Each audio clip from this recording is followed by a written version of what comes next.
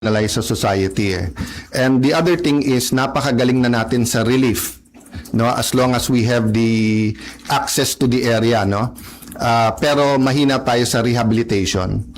So ang nangyayari as soon as for example napakalaking sunog dito sa Manila, but nangyari to sa Mindanao, so attention natin ay nasa Mindanao, which is right and good, but dapat may mag-take over ng grupo para yung rehabilitation dun sa mga nasunugan. So let's admit to ourselves that we will have what's the right number? 12 to 15 storms a year. We have volcanoes that are active.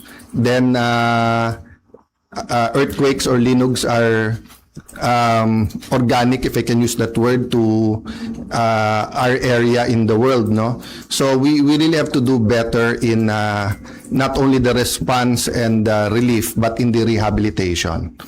I'd like to let you know where we are today. So all sides were saying na sana hindi maipit yung Senado. So early this morning or late last night, I sent a letter to our legitimate Secretary of the Senate. Legitimate because if you follow the rules, hindi siya pwedeng tanggalin kung walang 13 at hindi pwedeng palitan kung wala rin 13. So I'll make that clear, ha. Senate President Pro Temp, Senate President, Secretary of the Senate, o SAA, kailangan niyan 13 ang botong ilagay, 13 ang boto pag tinanggal. Hindi nila sinunod yan. So meaning, hindi legitimate si Attorney Bantug, no? So having said that, ayaw namin maipit yung mga empleyado. So I sent him a letter to talk with Attorney Bantug, and nag-offer kami kung gusto ni Senator Win, pareho na lang kami pipirma kahit walang designation. So I think the letter was delivered mga 8 a.m., a little bit past 8. Ang sagot nila noong 12 o'clock is that hindi na siya secretary at mag-turn over na lang. So I really want to avoid, sa dami ng problema ng ating bansa, that we have to write land bank, maipit yung sweldo ng mga empleyado and everything. And I'll never bend the law, nor will I bend the Constitution, but I will bend backward for our employees para hindi sila maipit sa gulo for as long as it doesn't bend the law. Diba? So kung internal rules or regulation that is not attached to law or it is not morally wrong, that's why I thought of my staff thought of the idea na pag pareho nakapirma, para eventually pag nagkaroon ng decision, walang legal infirmity. And it will also prevent yung magfilean yung dalawang kampo ng usurpation. Diba? Kasi of course, as far as I'm concerned, nag-usurp ng authority si Senator Win because he's not really the acting president, pababa. Pero maraming ang problema ang ating bansa, why don't we focus on that? So, apparently, because ayaw nila pumayag, dalawa Senado natin ngayon. You have the Senate of the Philippines and you have the Senate of Malacanang. No? So, yung Senate of Malacanang had a hearing kanina, and you have two Blue Ribbons Committee. Yung isa ay Committee de Absuelto, na ang kanyang main work is paano i-absuelto yung mga high officials ng ating bansa, at yung isa naman na seeking the truth. So am I saying lahat ng sabihin ng 18 ex-Marines ay completely true? No. What I'm saying is nga, give them a chance. I heard they have other evidence, including videos. I heard that if they come out and there's a full support na nararamdaman, may iba pang mga witnesses na may mga dokumento, may mga ebidensya na lalabas din. So as a nation, we have to decide whether the Senate will be under the thumb of Malacanang. And now that it is very clear to us that the biggest ever corruption scandal is the flood control scandal, if it's acceptable to us that we witnessed this morning the biggest cover-up committee hearing of our generation. Diba? So ganun lang kasimple yon. So in the same manner na nag-propose kami na parehong pipirma, I have not talked to Senator Marcoleta, so hindi ko alam kung papayag siyang dalawa silang chairman or whatever, but we have to find a solution that yung mga witnesses ay makakapunta ng malaya na protektado ng batas at independent yung Senate. Having said that, mahaba panahon, as I said kanina, let's focus on Mindanao and on the relief and rehabilitation, especially kung may mga lives that are at stake now because dun sa mga buildings. I don't think all of us fully know the extent. So far nakikita lang natin yung mga videos, no. So hanggang dun lang muna, we will continue with our meetings. We will focus muna on Mindanao. I am not sure when the next hearing ng Blue Ribbon led by the subcommittee by Senator Marcoleta is. I'm expecting to know soon, but definitely knowing what's happening in Mindanao will have an impact on our decision kasi priority yan. Okay, questions from Janice Cosio. Tajay Finder. Sir, good afternoon po. Good afternoon. Dalawa lang, sir. Yung comment nyo sa resign call sa inyo, and sabi po ng Malacanang kanina, open si BBM na magpatawag na special session ng Congress. Lalo na po, nabanggit nyo na rin yung nangyari sa Mindanao kanina. And paano po yun kung magkakaroon ng special Unahin ko yung Congress? special session, okay? Yes po. So I had 2 communications with them sa Malacanang.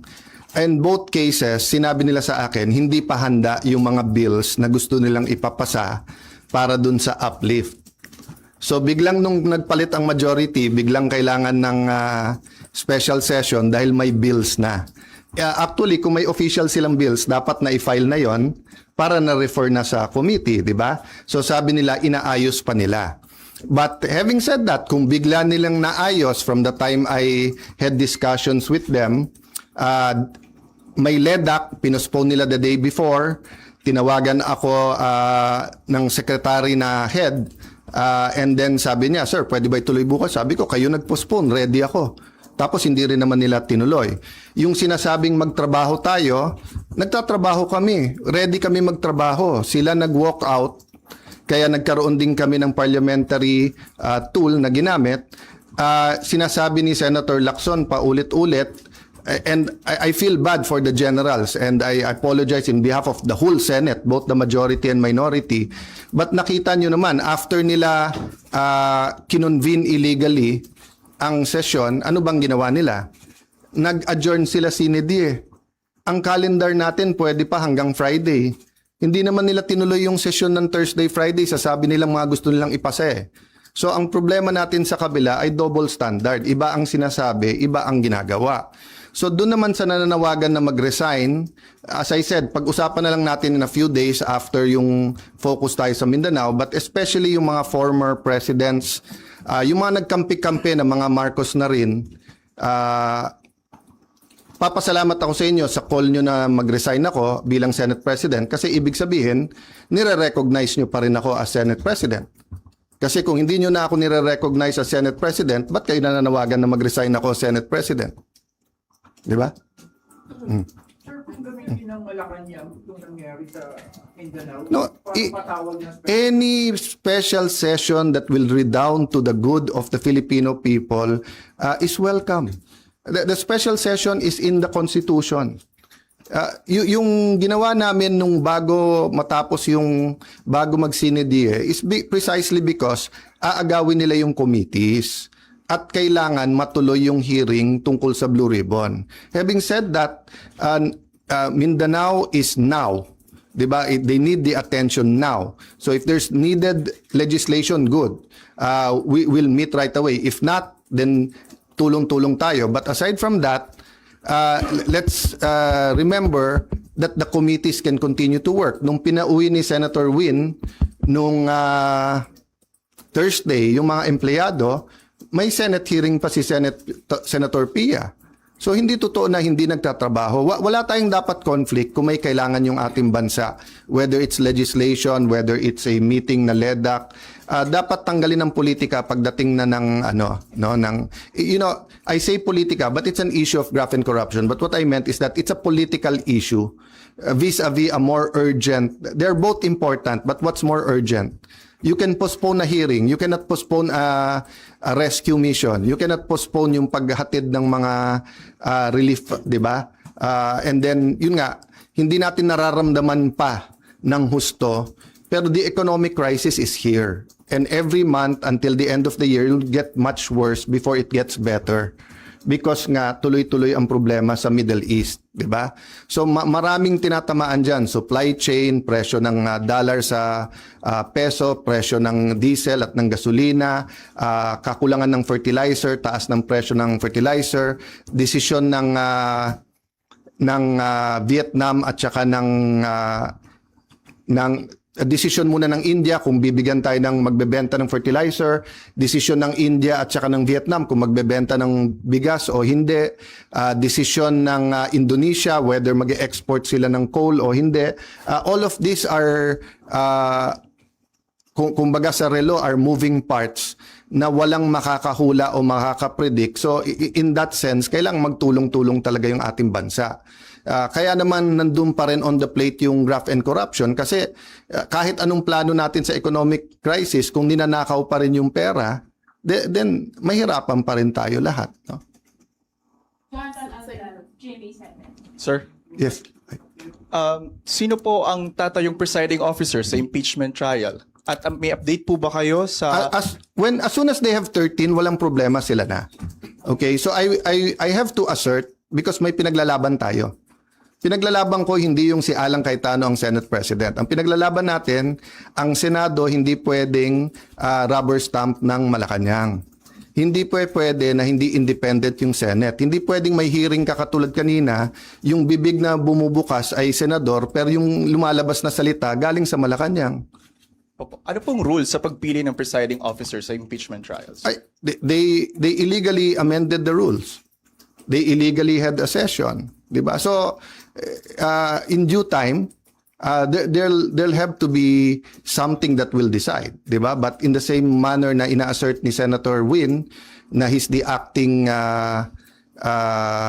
Senate President kahit na walang legal basis whatsoever, I have to assert not for myself but for the truth and for the Constitution. But it's still 1 month 'di ba? At hindi kami nakikipag-agawan sa silya doon. So for example, yung Senate Secretary, dapat siya yung ngayon nag-aayos para diyan sa pre-trial. But nagte-take over sila Attorney Bantog. So we're doing it very patiently because nga we don't want the whole Senate to be affected, no? Paano po yun? Kanina si House Secretary General Sheloy Garafil, nagpasa siya ng manifestation ng House Prosecution Team kay Secretary Yes. Bantog pero hindi niyo po siya kinikilalang SecGen. Yes. Pero ang House Prosecution Team, si SecGen Bantog daw yung kinikilala. That's going to be a problem for at least a few days, maybe a few weeks, because we don't expect naman the Supreme Court to rule right away.